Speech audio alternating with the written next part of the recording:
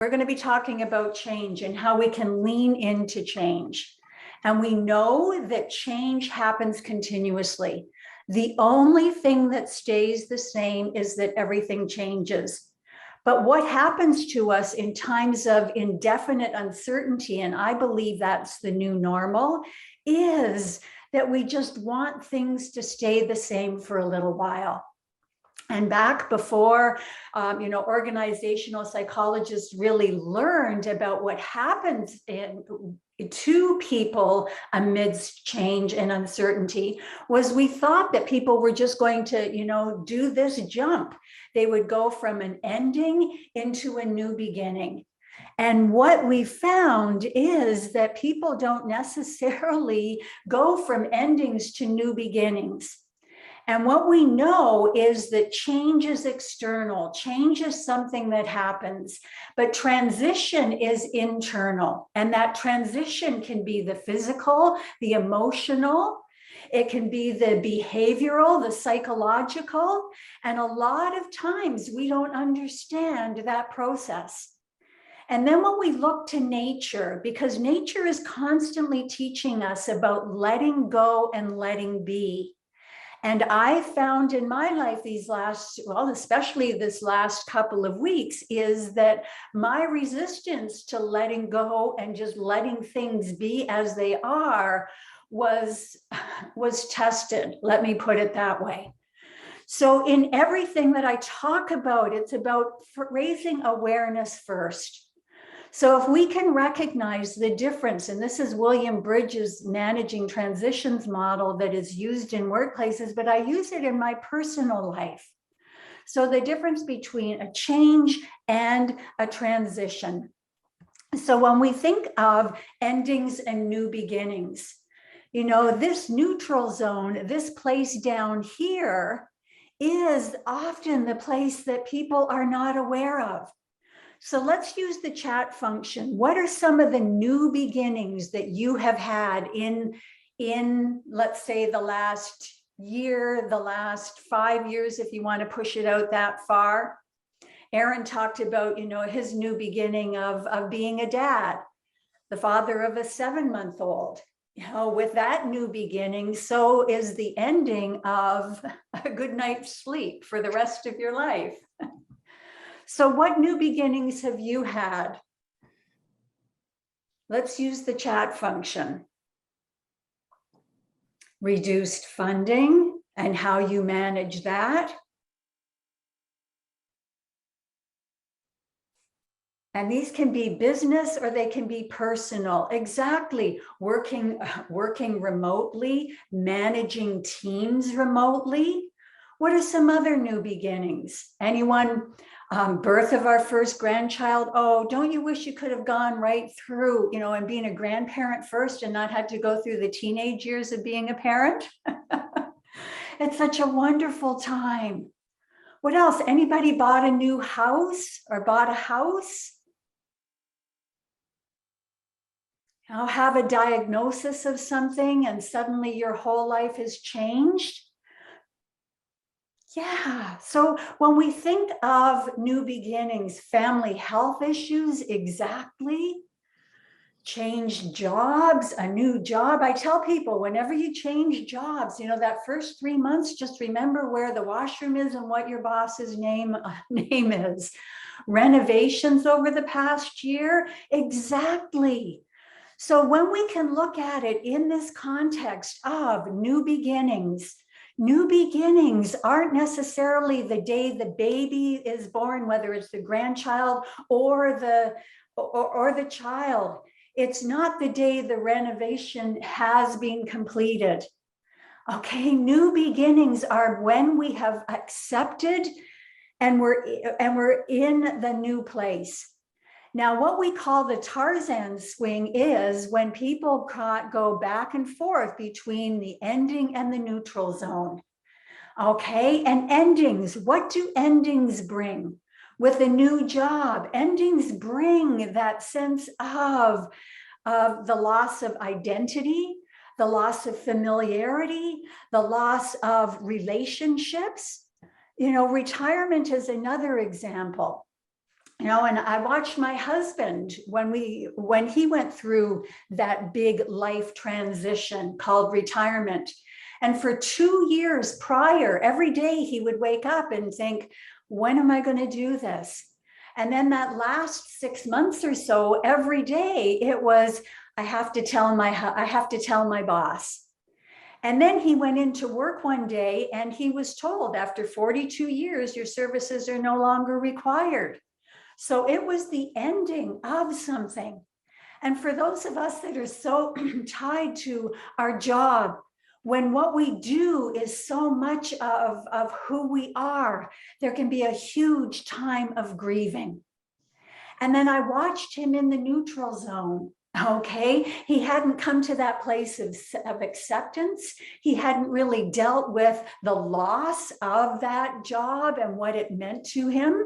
And this is where a whole lot of physical, emotional, and psychological stuff comes up. And we had made plans that we were going to go to Montreal with friends. And my husband had lived in Montreal for many years. So it was an opportunity for him to, play tour guide. And I watched him sitting there. He said, I don't think we can go to Montreal. And I said, well, you call Adrian and tell him, because I'm not breaking that news. And he called Adrian and he said, I'm just not feeling up to it. And Adrian turned to him and said, you know what, Tony, you can sit there and you can feel sorry for yourself, or you can get in that car with us and we can have a few laughs and you can relive the memories of living in Montreal and you can get on with your life. Now, I don't know that I could have said that to him, but he accepted it from someone who had been through that transition himself. So when we think of endings and the sense of loss that comes from them, now, when we spend a lot of time worried about endings, there can be a lot of upheaval about our sense of security. And having been right-sized, downsized, reorganized, fired, business transformed so many times, what I've come to understand is that the true security that comes, the true job security, is knowing how resilient I am and how I can transfer a whole lot of my skills or a whole lot of my strengths into something else. And then that loss of what's familiar. And this is why habit change is so hard. Because especially when we're in times of stress or times of uncertainty, we go to defaults. Okay, we don't even stop and think about things. We just default to the old way of doing them. So we need to be gentle with ourselves when we're in endings. And we need to, examine our relationship with endings that we've had in the past. Examine our relationships with the people around us. Oh, and those that bring out the best in me get the most of me. And we've talked about boundaries in other sessions. And that's the theme in all of them. Now let's think about the neutral zone. And this is where I get to say that had I known about the neutral zone, perhaps I wouldn't have rushed from the end of one relationship into another relationship. Because if we're in too much of a hurry to move on to new beginnings, well, another one of my favorite lines is that I take myself with me wherever I go. Oh, and that at one point in my life, it was my early 30s when I recognized that the common denominator in every one of my relationships was me. So it was me that had to change. I needed to stop spending so much energy on trying to change other people. So neutral zones. Neutral zones can be a time where we can turn chaos into creativity if they're handled well. And then new beginnings, again, it's not the day that you get the deed for the house. It's not the day that you get everything unpacked. And having moved, I spent 9 years in Thunder Bay. The first 3 years, it was a neighbor that came to me and said, Cindy, a lot of people move here, but a lot don't stay. And that really caused me to stop and think about how important that sense of community is. And then at 9 years, just when we thought that we were going to stay for the rest of our lives, a new opportunity came up. Oh, but I found myself and new beginnings that can take a while for us to feel stable, to feel secure.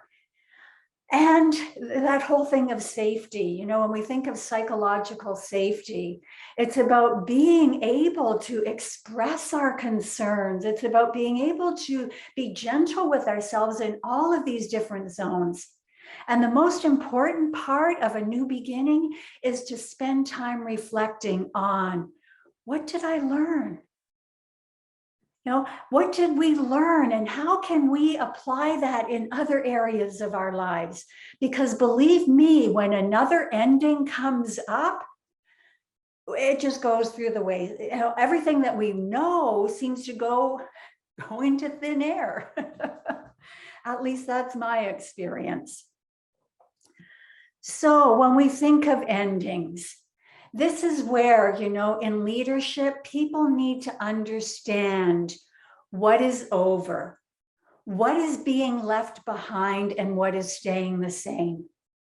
And this is where people need an opportunity to express their concerns. And depending on what we're going to see in another slide, depending on our style, our behavior styles, people have different comfort levels with that. And endings can be a time of loss. And I don't know about you, but I've had many different losses in my life. When you wake up at 2:30 o'clock, how's that for English? This is my first session back, okay? Today represents the end of my holiday break, okay?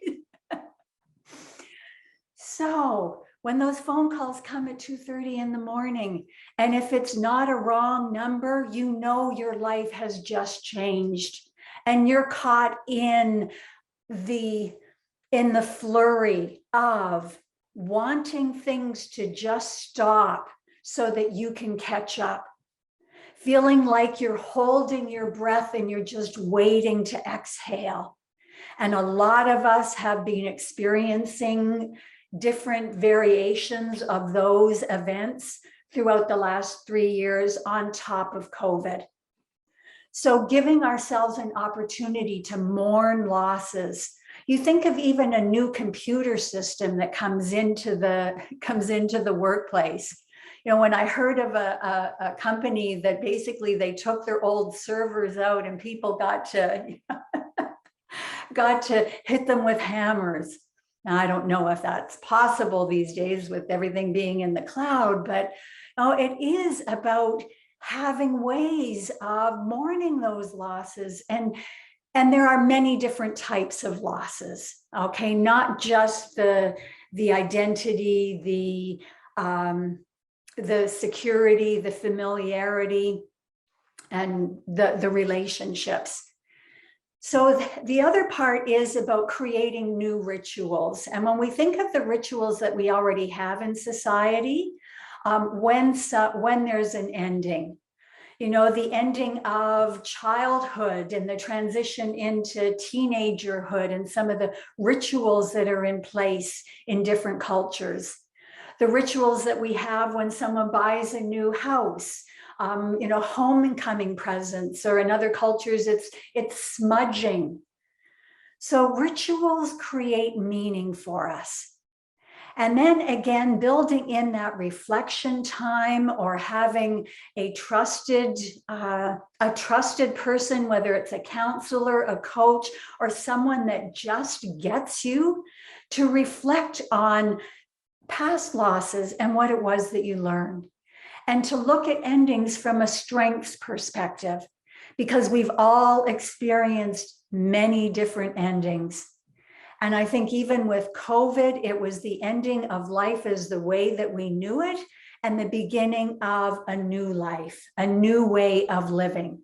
And again, people are feeling like they're in the transitions or they're in the neutral zone because the ending hasn't been there's not a clear demarcation of that ending. And there's not a sign that says you're now in the new beginning. So when we think of the neutral zone, let's just stop and take a breath, because I've been talking for 21 minutes and we know some of my strategies. I want you to look away from your computer screen. And I want you to just look out past your screen and bring your awareness to your body. And adjust your body so that you're sitting with your spine straight, your head over your spine, over your hips, and just place your hand on your belly, just below the belly button. And I'm going to ask you to just bring your awareness to your next breath. And as you inhale, just follow that inhale all the way in. Notice that little switch at the bottom of the inhale as the inhale turns to an exhale. And just do that 3 or 4 times at your own speed, feeling your abdomen rising and falling.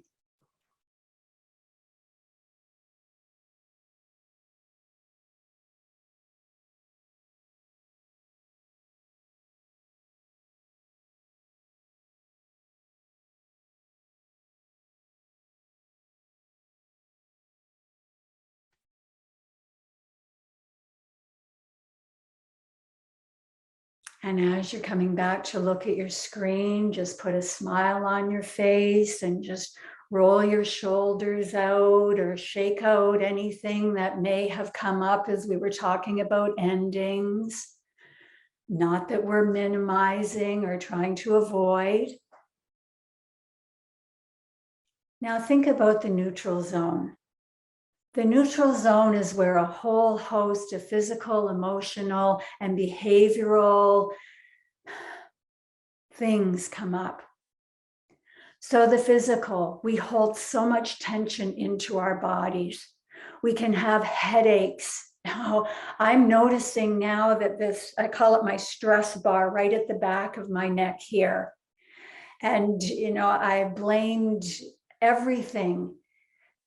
I've blamed it on everything except for, and it's not even blaming, it's just the recognition that even the smallest amount of additional stress these days causes that tension. And that's where I hold my tension. So muscle tension, when we're holding things in, whether it's in our body, some of us, we may feel it in our chest. Some of us, it may come up as stomach upset. We may hold that tension in our jaw. And that's why when we smile, it changes how many muscles does it take? I think 42 for us to smile. So, stomach upsets, sleep disruption. And why are we talking about these? Because, the stress associated with change can affect our immune system. And don't we know now how important our immune system is to have it healthy and functioning? And then the emotional part that comes up. We can get caught up in worry and anxiety.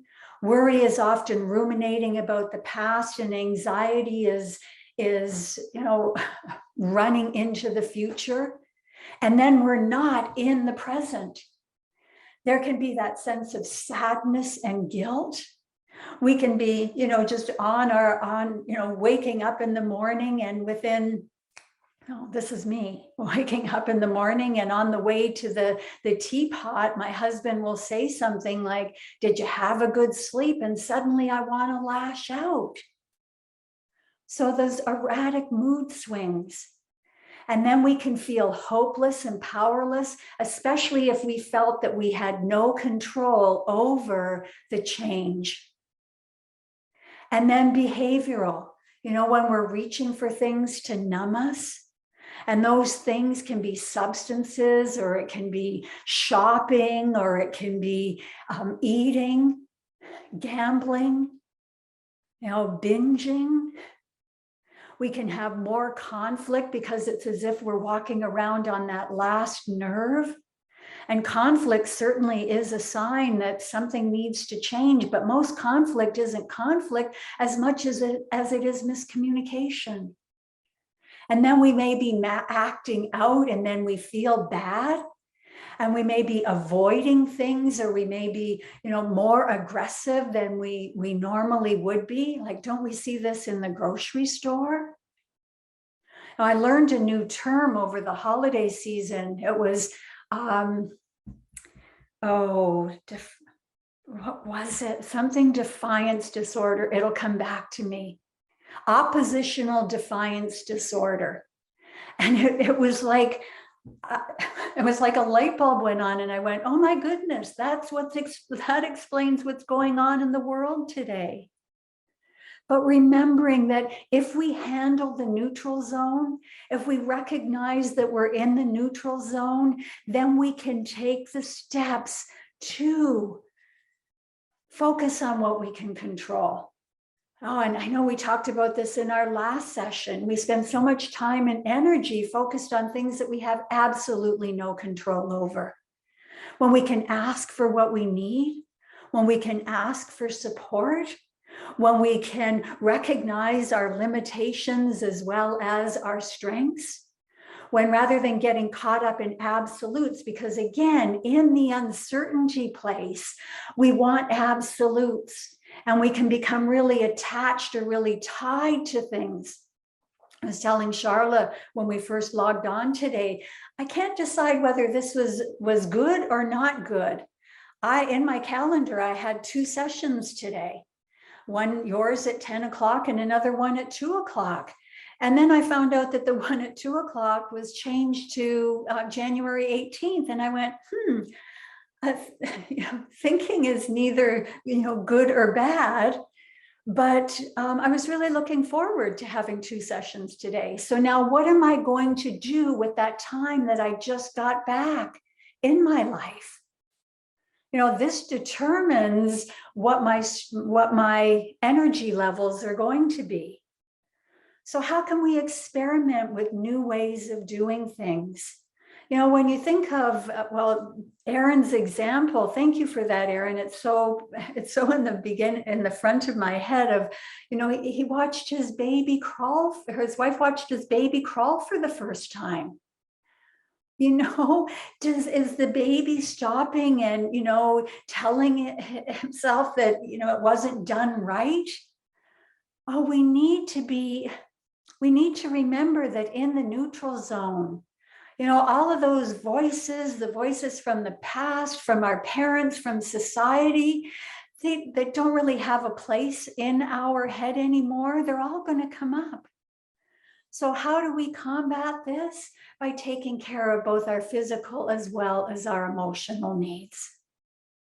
Oh, and the more you can incorporate that 3 or 4 deep breaths into your workday, when you can stop and ask yourself those questions of what am I feeling? What are my thought processes? Have my actions been in alignment with my values, with my priorities? Then you can, when it's time to go to bed, when it's time to rest, then you're not going over your day because you've built that time in already. So let's talk about new beginnings. Now, 2022, now here we are. How many of you set New Year's resolutions and they've already gone by the wayside? No, because a resolution isn't a goal, is it? So perhaps in our new beginnings, we need to stop and ask ourselves, what are our deepest aspirations for this year? The word that came to me, so last year it was calm. So my goal in every workshop or it was every situation I was in, that people would leave feeling a little bit calmer than when they arrived. And while I didn't achieve that 100%, I think that my track record was pretty good. And then my word for this year is peace. Wouldn't it be nice if we had world peace, but I can do my part by contributing just a little bit and bringing peace of mind to not only myself, but to others. And we also know that in new beginnings, we're not so focused on the self. we've moved to that. It's not necessarily just about me, it's about we. And we recognize that, our acceptance and our actions, us sharing our life stories, that benefits other people. And then as adults, a lot of us are attached to competence.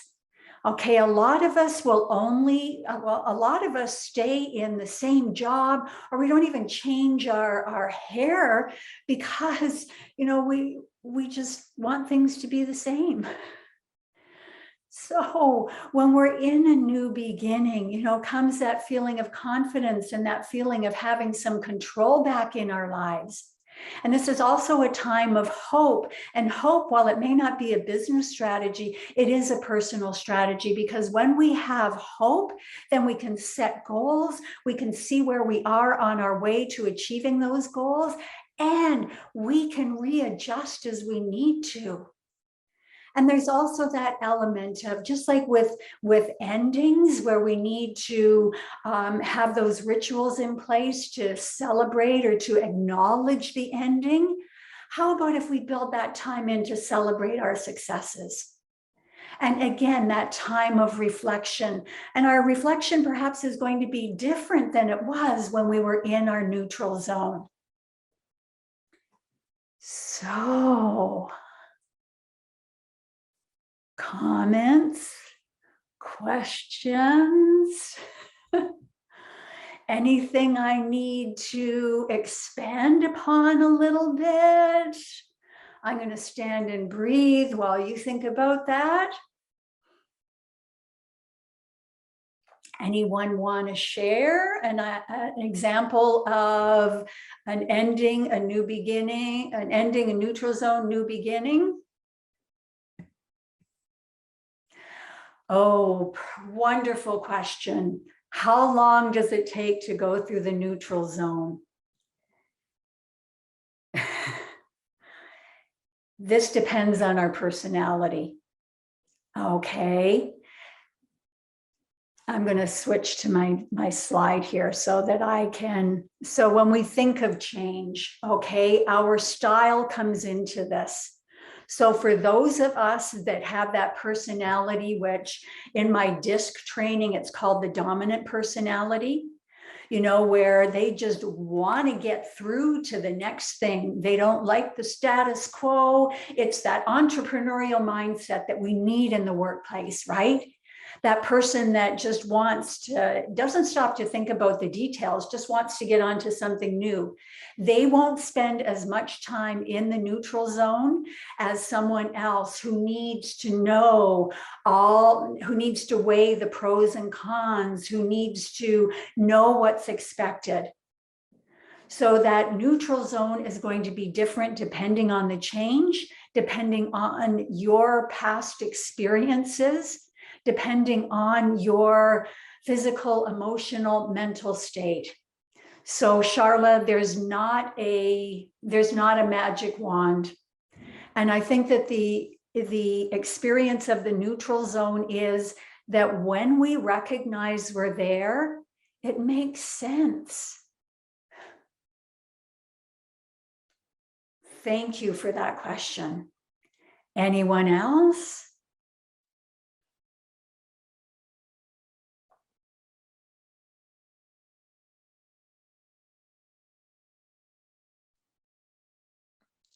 Can I add to my question? Just Yeah.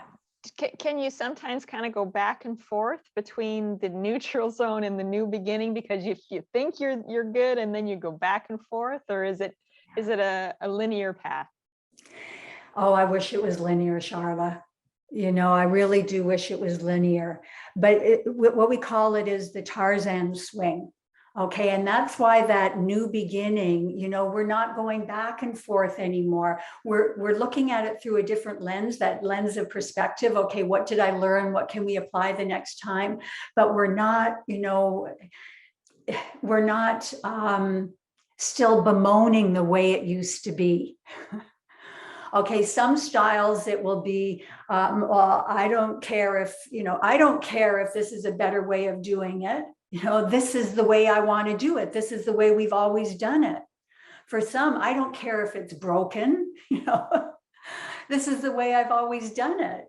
So we need, and you'll see different people, and you'll be able to pinpoint where people are in the transition process by the things that they're saying. And I feel bad because I'm giving you a really high level view of this. I present this in a whole day so we can really dig into it. So yeah, we can talk about it later though. Anyone else?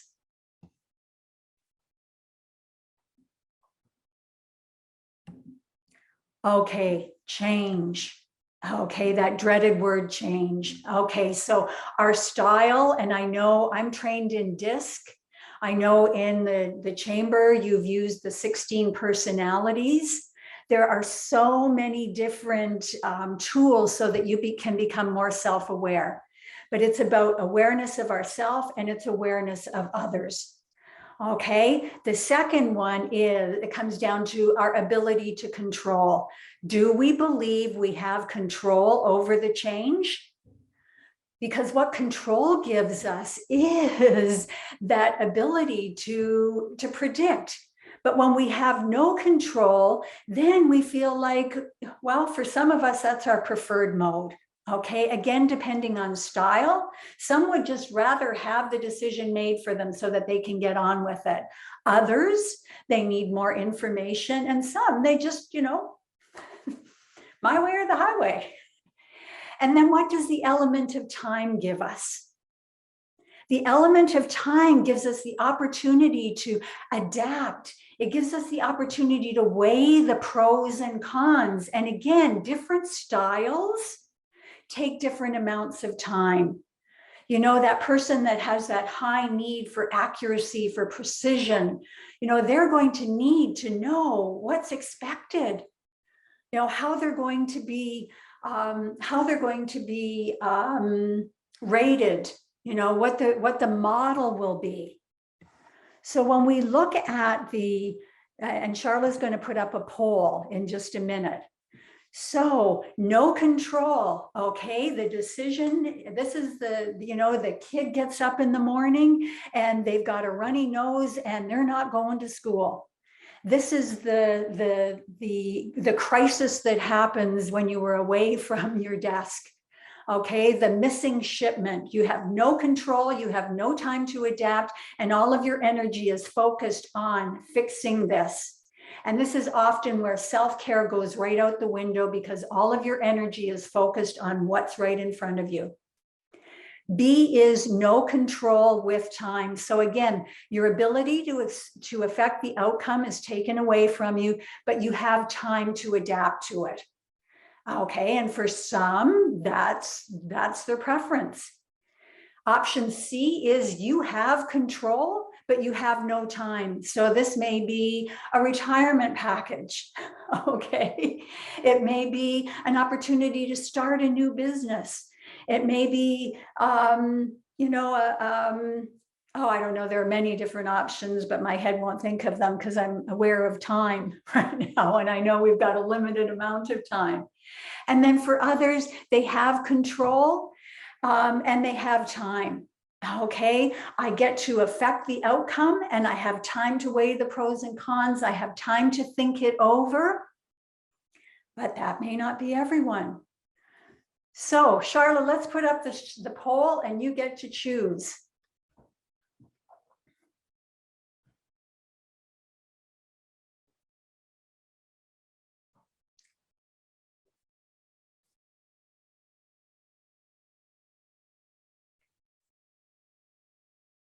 Okay, so look at this, 83% would like control and time, and 17% want control and no time. Isn't that fascinating? But when we look at what's happening in our world right now, where we have no control over some of the situations that happen and we had no time to adapt, and for some styles, that's their preferred mode. Oh, somebody else is in the waiting room. Hello. So let's go to my next slide. Isn't that fascinating? So let's look at styles, okay? For that person that has that high need for authority, that has that high need for control, what we call is that the dominance. Okay, they like change when they've been consulted. They don't like change when they haven't been consulted. Okay, but when we look underneath what that is, it's they have this need to feel like they're in control. And then for the next style, the style that we call the influencing style, the style that's creative, that is seen as flexible, that is adaptable, they're going to embrace change because they need constant stimulation. Okay, this style does not like things to be the same. I use the example of putting a person that has this style in a room all by themselves and asking them to do research. They're going to find every excuse to not do what it is that they're supposed to be doing because this style is more relational. Somewhat like the next style, the one in the blue, which I call the steadiness. Okay, and this is the person that has a high need for harmony and security. They can see change as threatening because there's safety and security in knowing what's expected. And this is also the style that you won't even know that they're struggling because they're so busy taking care of everyone else.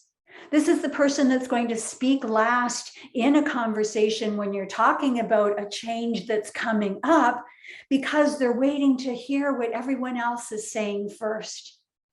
And then that last style, the that's in the yellow, can be somewhat similar. Now you see there's similarities between the orange and the yellow as well as the gray and the blue, but there are different nuances.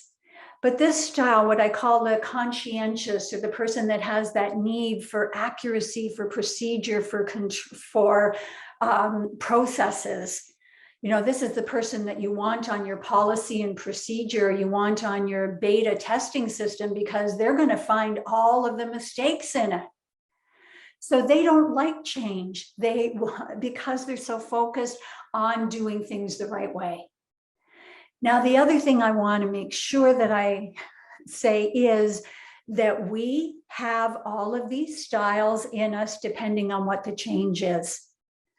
Okay, so when it's a change that we like, when it's something that we have, initiated, when we're at the helm of this, then we're going to be in that orange.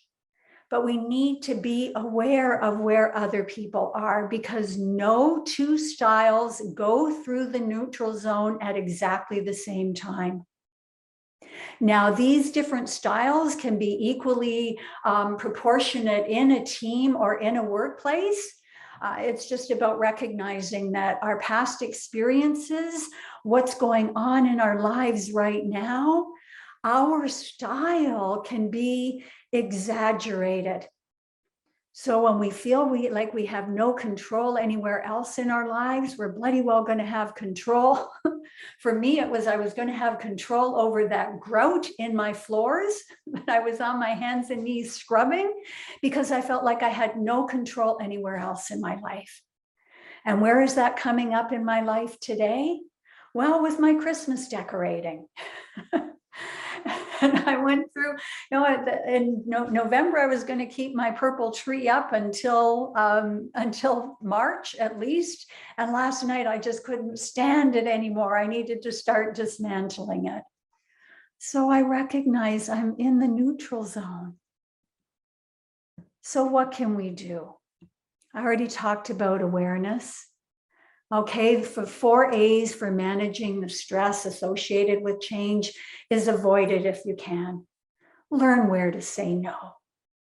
Now, if you're, want to avoid certain people, or there are certain situations in the workplace that bother you, then give yourself permission to, sit somewhere else, or, don't go shopping when it's the high traffic or high noise time. It's okay. A healthy dose of neglect is good for some relationships. And knowing that when we're in that heightened state, especially in the neutral zone, We're going to be reacting to things more than we normally would.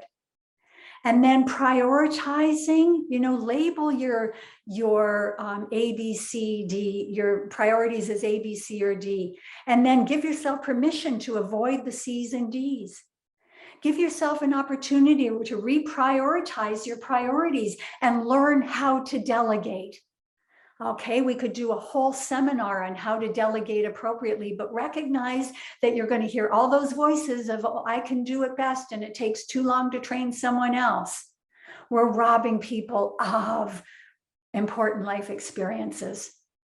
So what can we alter? State our limits in advance. Again, boundaries.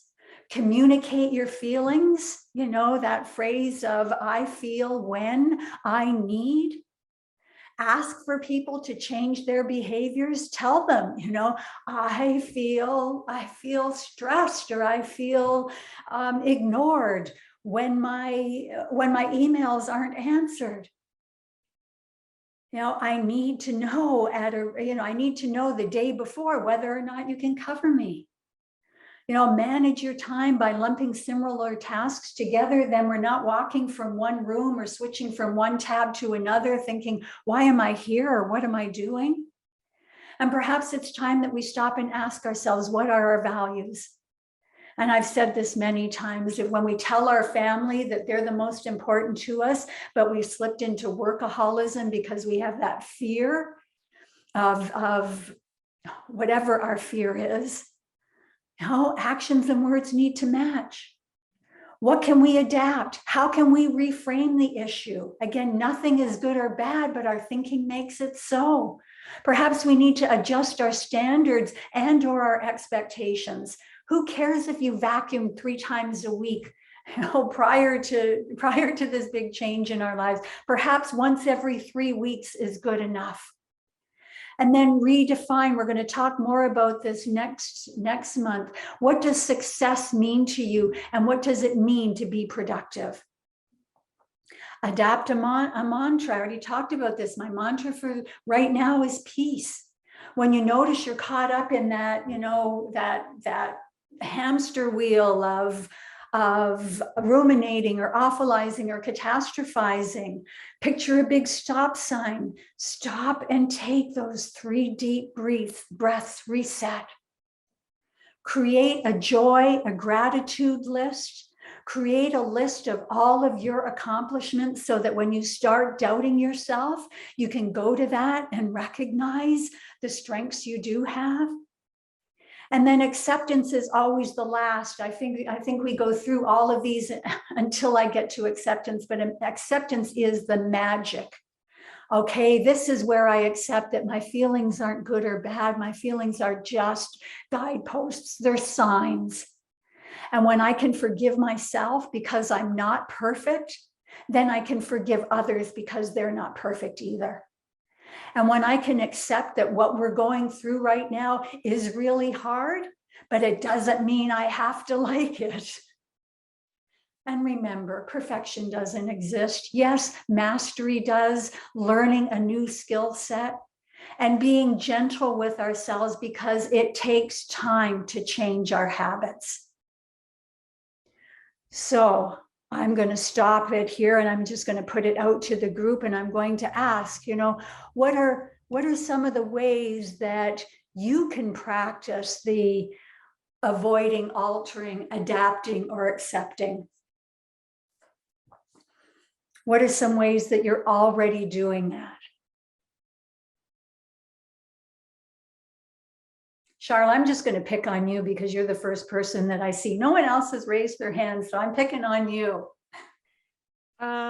So now that we're working from home, changing my daily schedule, it's different because I'm at home all day. So changing that schedule to work better for when I'm here all day versus trying to rush out the door. And what's been the benefit of that to you, Charlotte? I get to sleep in a few more minutes because I don't have to get up quite as early. I watched my husband, his first couple of months of retirement, he was still getting up at 5 o'clock in the morning because that was his habit for 42 years. And finally I said to him, give yourself a break. And so now we have a competition to see who can sleep in the latest. So even making it a game. Okay, I'm going to put this slide back. So anyone else? Aaron, I'm going to pick on you next.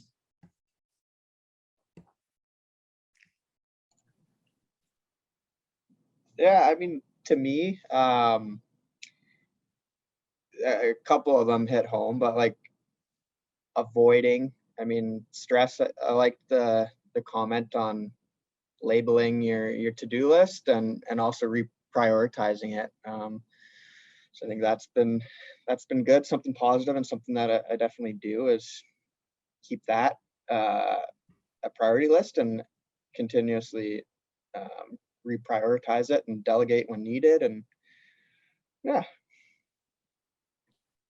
Bravo. Riley, how about you? I see your smiling face. I see that as an invitation. Thank you. Well, yes.